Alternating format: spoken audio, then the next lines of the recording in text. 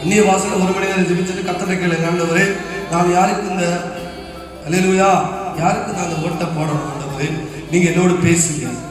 நீங்க பேசி கண்டிப்பா என்ன பண்ணணும், போடணும். ஆனா ஓட்டைக்கு நீங்க பைசா வேண்டிங்கன்னா பரவத்துக்கு போக மாட்டீங்க. ஆமா, 1000 ரூபாய் தருவாங்க, வாங்காதீங்க. 2000 தருவாங்க, நீங்க வாங்காதீங்க. ஓட்டை போட்டு காசுக்காக நீங்க ஓட்டு போட்டீங்கன்னா நீங்க தமிழகத்தை விற்கிறீங்க பணத்துக்காக. அல்லேலூயா.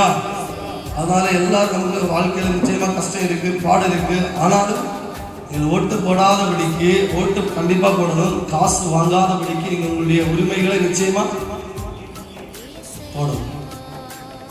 போட்டா என்ன பாஸ்டர் போடலைங்க, அன்னைக்கு வேலை கூட 1000 ரூபாய் கட்டு ஓட்டுட்டுன்னா தேசத்துல ஒரு மாற்றம் இல்லையா? ஓட்டுட்டு பழையது போலதான் இருக்கு. அல்லேலூயா. நல்லா புரிஞ்சு கொள்ளுங்க.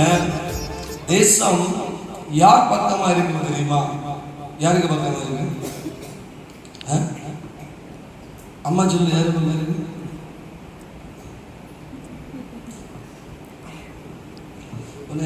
கஷ்ட அவசரப்பட்டு அபிஷேகம் பண்ணிருக்கீங்க. அல்லேலூயா. நல்லா புரிஞ்சு கொள்ளுங்க. தேசம் ஜெபிக்கிறவருடைய பக்கம் இருக்கு. அல்லேலூயா.